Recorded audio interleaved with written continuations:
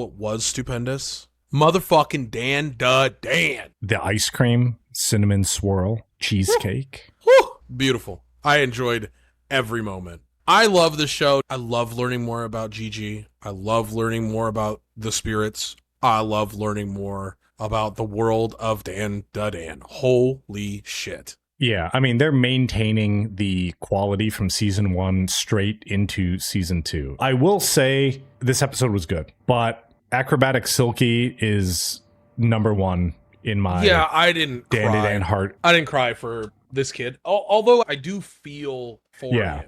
But I think the ridiculousness of what his character looks like now, like the evil eye with like the big fucking smile and like the really elongated limbs, the goofiness of him didn't have that fear for me, whereas Acrobatic Silky's like visage was, and like her grossness tied in with like her dying in the rain, that to me resonated more than the evil eye. But I do like Gigi's involvement and the understanding of why this is happening. Okay, here we go. Episode 2, season 2, Dan Dan. Gigi is jacked as fuck, and Okaroon is going crazy trying to kill himself or something. And Gigi grabs both Okaroon and Momo as the worm is breaking through the house. He figures out it's attracted to sound, but not the sound of their voices, so maybe just the vibrations around the house.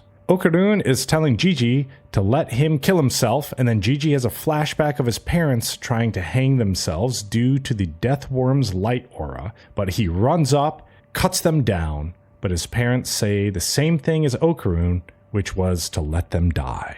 Momo then tries to kill herself and tries to stab herself with a piece of glass, but Turbo Granny is sitting on her lap and she stabs Turbo Granny instead. And Turbo Granny is like, man, what the fuck?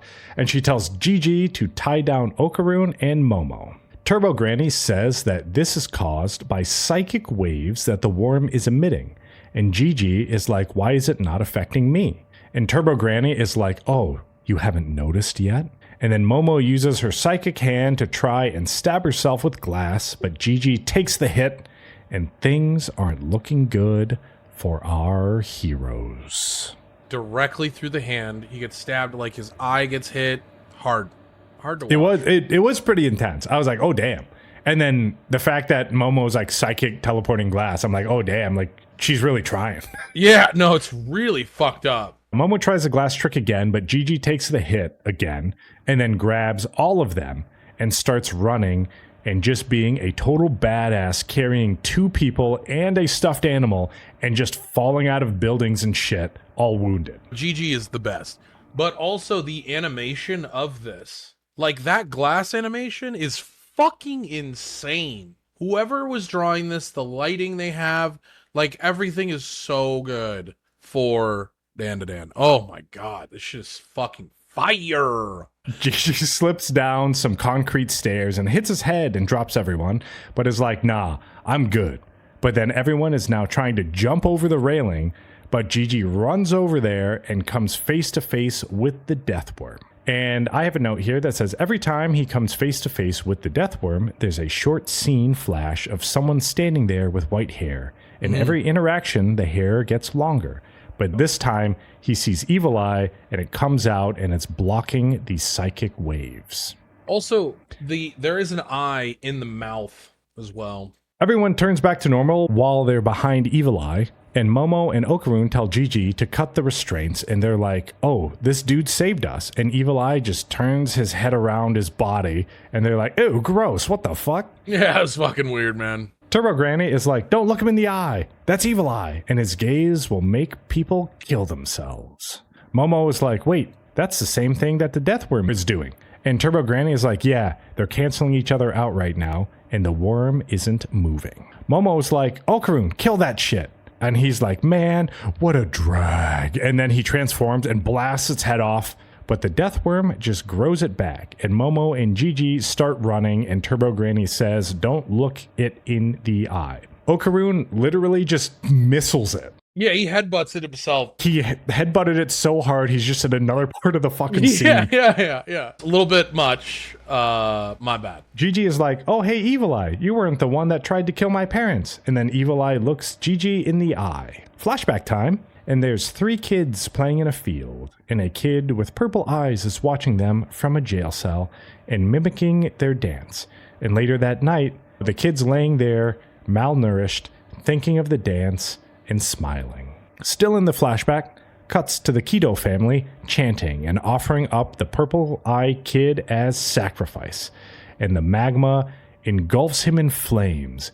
And he says just once he wanted to play with the others. Then it cuts to the aftermath of the burnt kid, and ravens are picking at the corpse, but another kid is like, oh shit, he's still alive. Because the ravens are picking at him, it looks like he's squirming. And so the kid thinks he's alive. Yeah, he's not alive. He's not alive. Super dead. That kid is beef jerky human. Cuts to the purple eye kid in a house with a family and a kid, and the kid sees him, and then his parents drown themselves. Then he sees another kid and a family, and the other kid sees him, and then the parents off themselves too. Cuts to another family in the future, and the purple eye kid has longer hair now, and the kid in the family is like, oh, look, a ghost.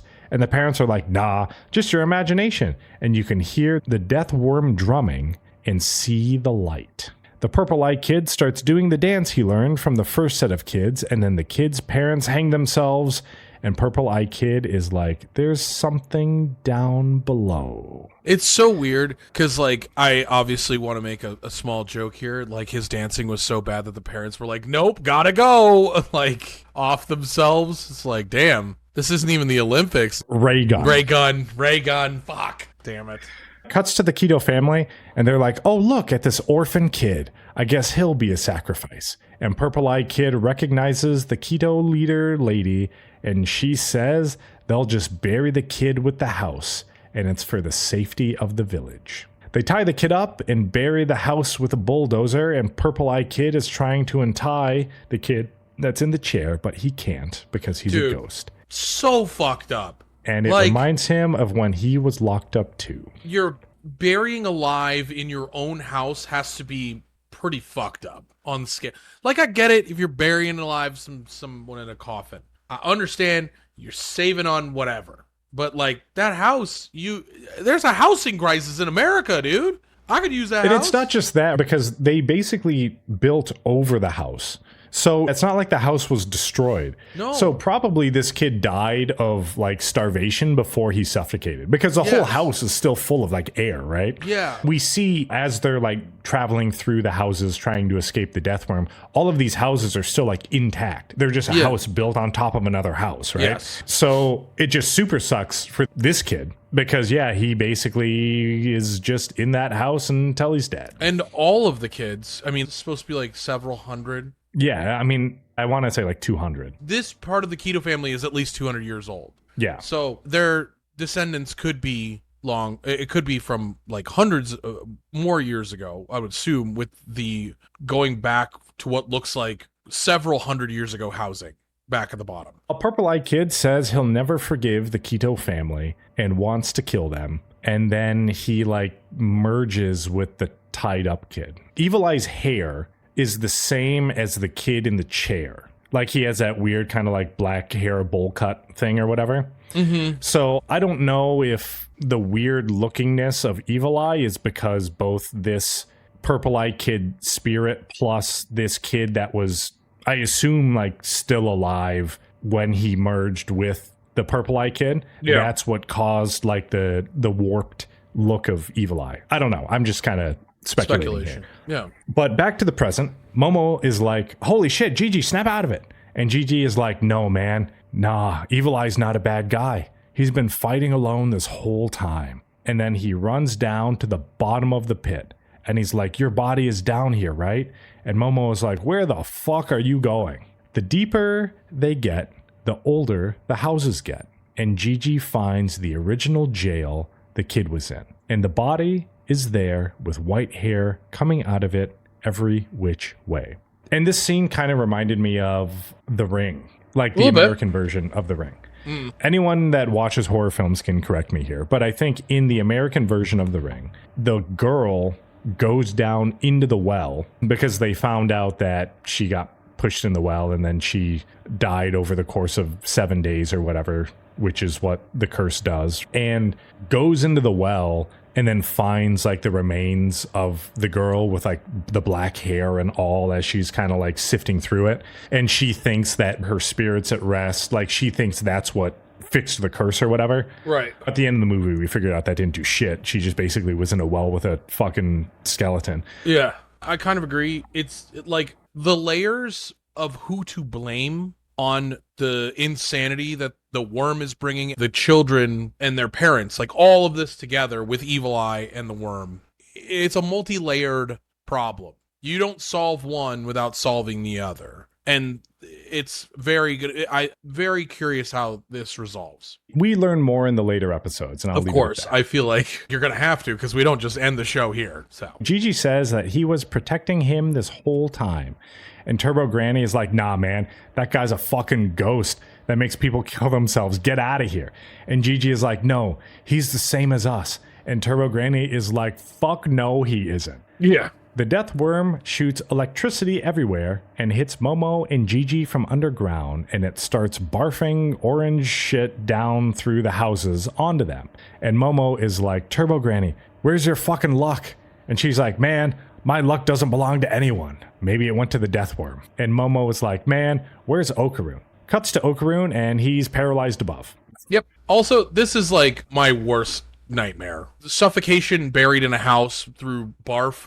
Gotta be really. That's your worst nightmare? Like sticky barf. Yeah, no. Like I'm claustrophobic. I'm afraid of the dark. This is just like a multitude of things. And you're afraid of barf too. I'm deathly afraid of barf. So Momo uses her psychic hands and is like, Gigi, grab on. We out. But Gigi is tranced and starting to get absorbed by the white hairs. Gigi is now in the jail cell as the purple kid at the beginning of the flashback, and he apologizes for hating him for so long. And the purple eye kid is like, I want to play.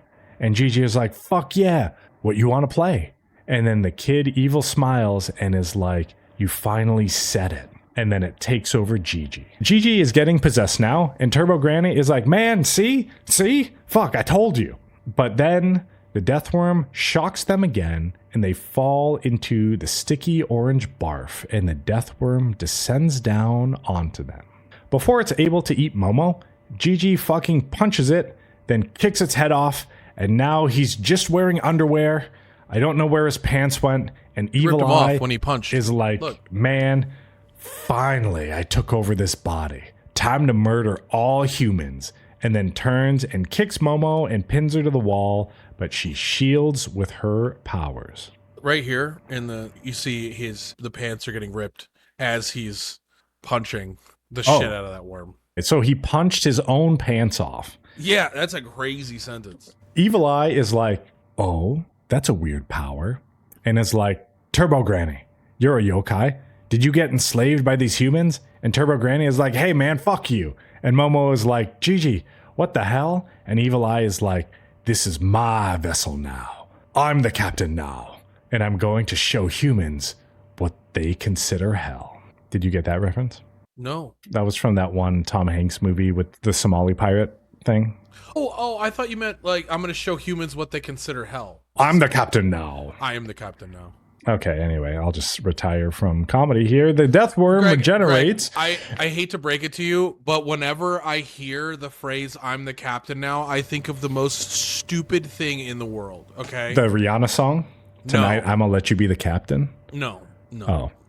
Great reference though. The death worm regenerates and starts trying to zap them with lightning, but Gigi shields them, and he's like, "In this cursed house, the deep grudges of all the murdered will reject everything." Then he makes all the little spirits into a soccer ball and is just doing backflips and kicking it through the worm, but the worm escapes through the wall. Momo is like, man, why is Gigi crazy? And Turbo Granny is like, man, you dummy. Seiko said it 1,000,000 times. That guy is a genius. And Turbo Granny says, you don't often see someone with such strong spiritual energy, and his body was banging too. Which is why Evil Eye was targeting him, and she says she wishes she could have possessed him herself. Momo was like, Gigi didn't seem that way in school, and Turbo Granny says everyone has their own time to awaken, like how Momo got her powers. And Turbo Granny says that Evil Eye isn't on their side. Gigi hits her with the old soccer ball mix-up, and she blocks the ball, but he dash punches her cross-up, and he goes for the soccer ball execute on Momo, but Okaroon jumps in and blocks it with a kick of his own. And he's like, you punch Momo, you ain't getting away with that. I think it's funny that they're both so super fucking jacked. Gigi's more jacked than Okaroon. Yeah, but Gigi's also top heavy. Okaroon's like just getting into working out, you know, like recently. So he's like getting the definition, but Gigi is obviously shredded. Dude, this show's so fucking sick. It's good. I don't think there's really anything else to say other than like everything about the show fucking rules. Yeah, great show. Great continuation from season 1. They maintained everything. They maintained the animation. They maintained the story. Mm-hmm. Yeah, they didn't skip a beat when they went directly into season 2. 100%. And I appreciate it. It did take me like one episode to get back in, but that's it. Like literally after the first episode, I was like, okay, I'm in. I'm back in. Yeah, I thought it was just wonderful the whole time. As soon as I started, I was like, yep. Good anime viewing. Mm-hmm. 100%. And that's it. I'm hoping that next week we get a little bit more from Kaiju. And, you know, I'm excited for solo camping, to be honest. That's surprising to me, but solo camping sounds fun. It's kind of like Catch Me in the Ballpark, where they have like baseball stuff in there. Like, yes, they have camping stuff in here, but the story is more centered around Gen and Shizuku. And the camping is just kind of like a bonus. You almost can insert any hobby into there and like the story would still work. At its core, it's really just a story about these two people, and camping is just what they put over the top of it. And like you could do it about video games and talking about controllers and peripherals and all that. And thank you guys so much for tuning in to another wonderful episode of the Anime Book Club podcast, sponsored by IT Aesthetics, it-aesthetics.com for awesome shirts, and tab C10 at checkout for 10% off of your order. And Gamer Subs, delicious, tasty, caffeine and non-caffeinated beverages, powders delivered straight to your house. Use DJ Montague, code DJ Montague at checkout for 10% off your order there as well. Thank you. Greg, what's the moral of the story today? Moral of the story is to leave things nicer than you found them. If you were at a coffee shop and someone leaves a straw wrapper on the table that you are sitting at, pick it up, put it in the trash with your coffee that you drank, and leave the area nicer than you found it, in hopes that other people will do the same, and people that haven't been there before will have a nice place to enjoy. 100%. I'm a big fan of that. That was a great moral. Be better to nature. Recycle your shit, you fucking baboons. Love you all. Yeah. Thank you guys so much for listening once again. We'll see you next week. Greg, where can they find us elsewhere? They can find us on the Instagrams at the Anime Book Club Podcast. You can find us on Spotify, Apple Podcasts, YouTube, anywhere you listen to podcasts. And you can visit us on the internets at theanimebookclub.com. Sweet. Did you want to say anything before we go, Greg? Goodbye. Was that what you're talking about? Wait, I have to say goodbye first because you're the last one that has to say goodbye. Oh, okay. Goodbye. Thank you, friends, for checking out the Anime Book Club podcast. We hope you enjoyed the episode. And if you don't want to miss the next one, follow us on the socials where we announce new episodes, content, and other cool stuff. You can also check out our anime list with our rankings and follow along with what we're currently watching and what we have watched in the past. All the links are in the description. See you in the next one. Bye!